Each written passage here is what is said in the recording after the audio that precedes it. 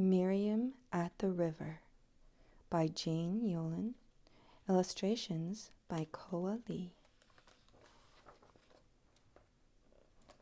I creep to the riverside in the soft dark of night's end.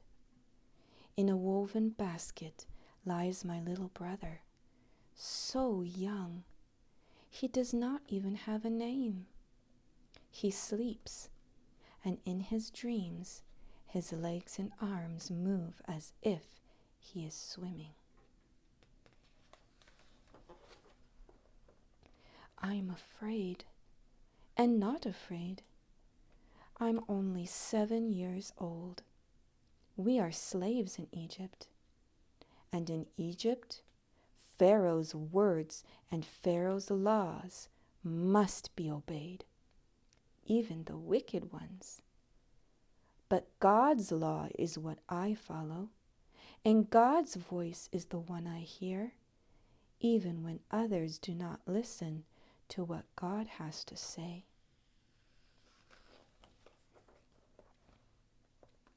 We go to the Nile before the sun rises. For now, it is just a red line spilling along the horizon.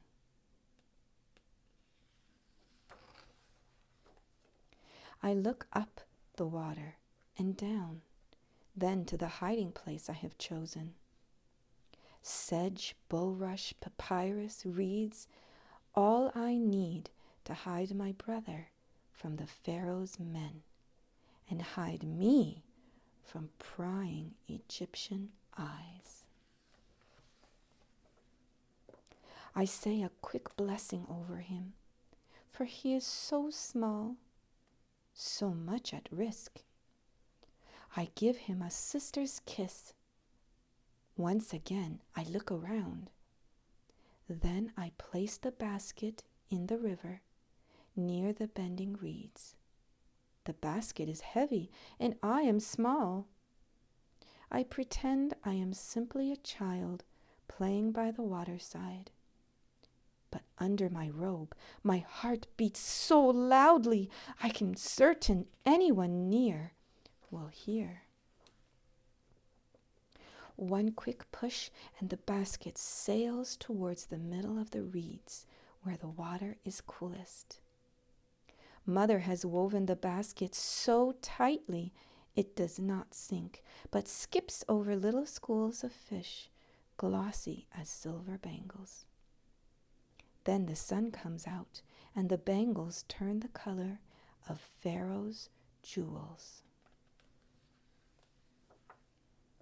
The basket skims past a yellow-billed stork, who stands with angel wings held high, past an ibis dipping its long beak into the water, so very like a scribe's pen in ink.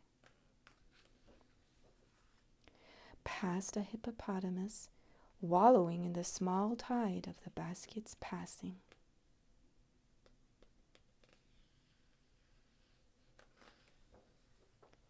The Nile's water ripples, then parts on either side of the basket.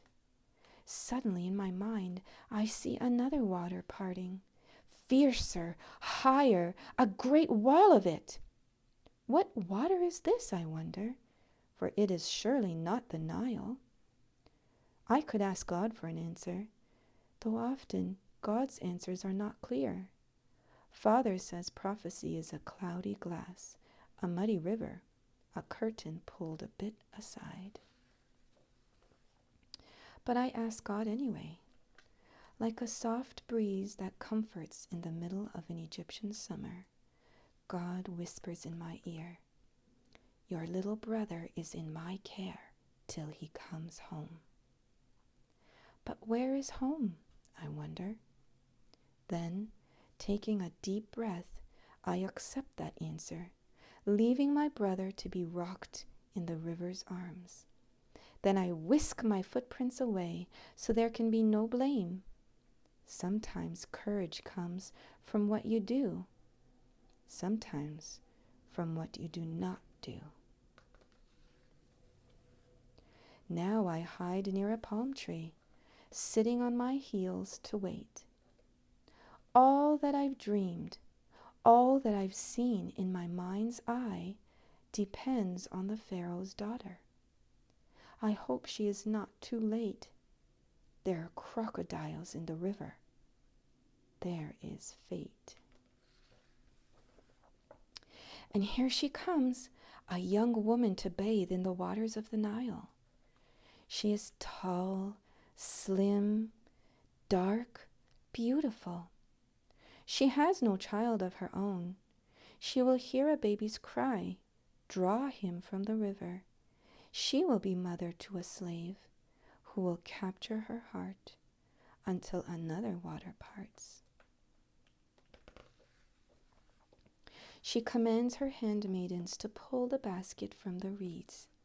She picks the baby out of his water cradle. I shall call him Moses, she tells her servants, for he was drawn from the water. I sneak away, quiet as a whisper. That is the story I will tell my parents.